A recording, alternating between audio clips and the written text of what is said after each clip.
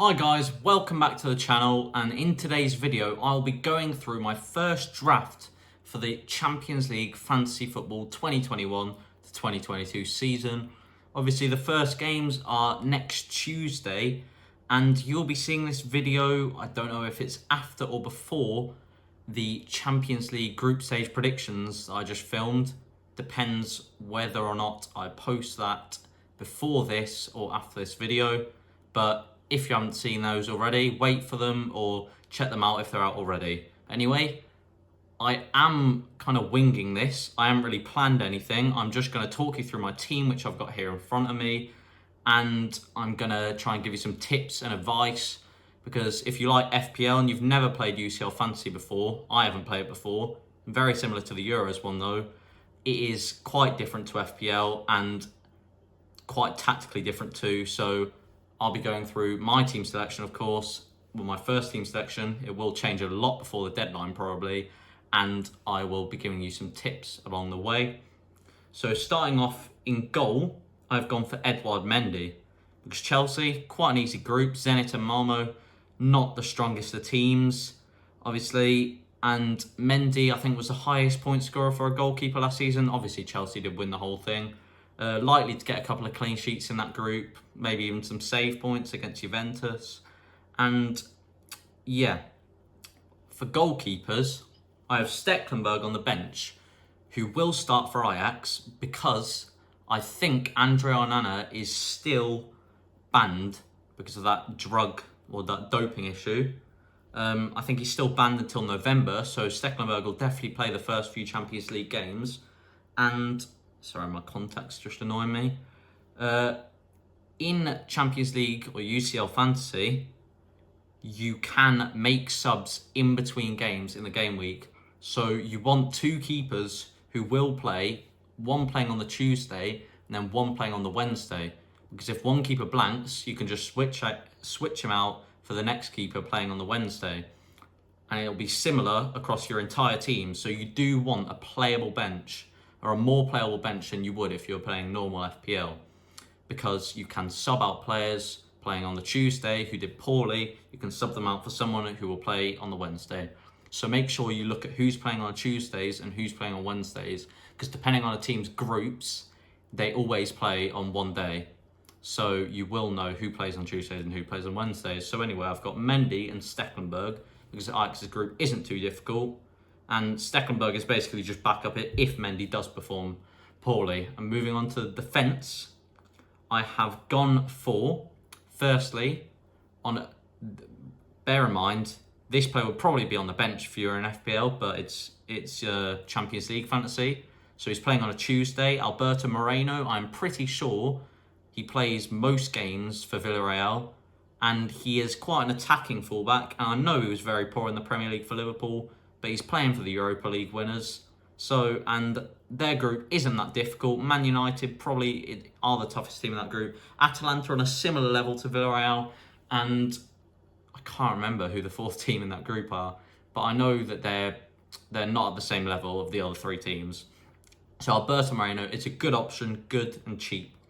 And moving on to centre-back is a Sevilla player, like the shirt I'm wearing. I think Sevilla players are good options because they're the strongest team in their group, surprisingly, because they're not the highest caliber of team, are they? They're a very good team. I think they're very underrated. They could go far this year, but their group is surprisingly quite easy.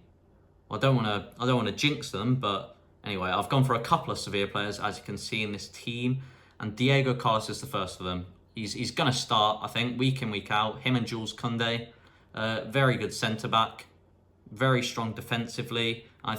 In Champions League Fantasy, you get tackle or ball recovery points, unlike the FPL Fantasy, which is basically just goals and assists, stuff like that. So bear that in mind when you're picking your team, because you can get a few cheap gems with those ball recovery points in mind. So Diego Carlos, good option, pretty easy group considering what the other groups are like, and Sevilla players are ones to look out for. And now a Manchester United player. United are obviously the strongest team in their group, like I said before, and Luke Shaw, attacking fullback, decent defensively too, just a very solid option in my opinion. moving on to Cesar Azpilicueta. Obviously, he is not guaranteed to start every game for Chelsea, but I think he will play in the Champions League for them. They've got, like I said before with Mendy, they've got Malmo and Zenit in their group. Very solid chance of a clean sheet.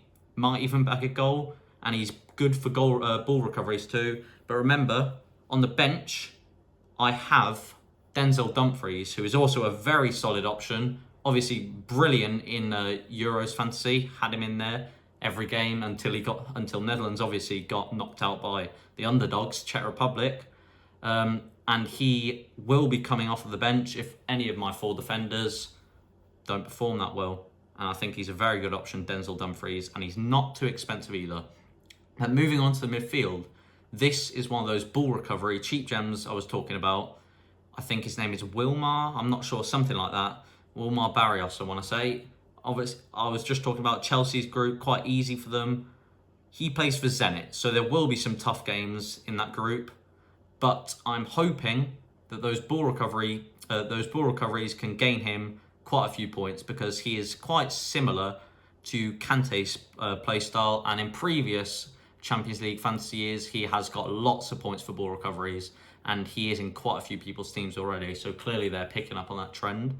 And then in the centre, well, obviously it doesn't matter what the position they are, but I'm still not too sure about this one. I've had Wijnaldum in, I think. I've had Ferran Torres, Gundogan, but Mason Mount is in my team at the moment. That could change though. Obviously a very good option.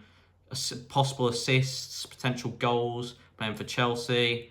But there's some other options you could go for at a similar price.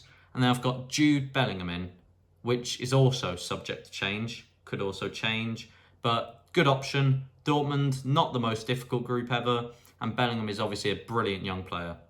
On the bench, I have Alvarez for Ajax. Again, mainly in there for those ball recoveries, and I also have Salah, who will most likely be coming off the bench every week, or most weeks, unless somehow all 3 midfielders score hat-tricks. But Salah is, like in FPL, he's basically a must-have. Even though, despite the fact that their group is very tough, Liverpool's group, they've got AC Milan, they've got Porto, and they've got Atletico Madrid. But Salah performs in big games, loves the Champions League, loves the Premier League, on good form already this season. He's just a must-have, really. And then moving on to another, well, I wouldn't say must-have, because not everyone will have him. But if I were you, I'd get Erling Braut Haaland right in your team, because Dortmund, like I just said for Bellingham, not the most difficult group ever. And Haaland, top goal scorer in the Champions League last season, best forward of last year in the Champions League and all UEFA competitions. He's just a brilliant player, isn't he? And he is guaranteed to score goals. And then, again, like I said, with the Sevilla players, I have got Youssef On-Nesyri, I think you pronounce it. He is their main goal scorer, their main source of goals up front. Often plays as a lone striker for Sevilla. And like I said, I think they're the strongest team in their group, and he will score goals for them. And then finally, I think will probably be my captain for the first game week, playing next Tuesday, I think. Could be Wednesday, I could be wrong, but it's Ronaldo. One of the greatest players of all time. I do think Messi is the greatest of all time. Even though I don't have him in my team, he could come in my team. I just think Ronaldo is a very good option because United are the strongest team in their group, whereas PSG do have Man City and Leipzig, 2 very tough games. But I probably should have a couple of PSG players in there. That might change eventually, but I think Ronaldo for now is the main striker I'm going to go for, along with Haaland and Youssef On-Nesyri, because Ronaldo is always going to bag goals, especially in the UCL, all-time leading UCL goal scorer. So you've got to have him in your team, him or Messi really, and he's going to be my captain for game week 1. So then, that's it for today's video, guys. Go and check out my UCL group stage predictions, like I said before, if you haven't already, if they're even out. But drop a like on the video if you enjoyed, and I will see you on the next one.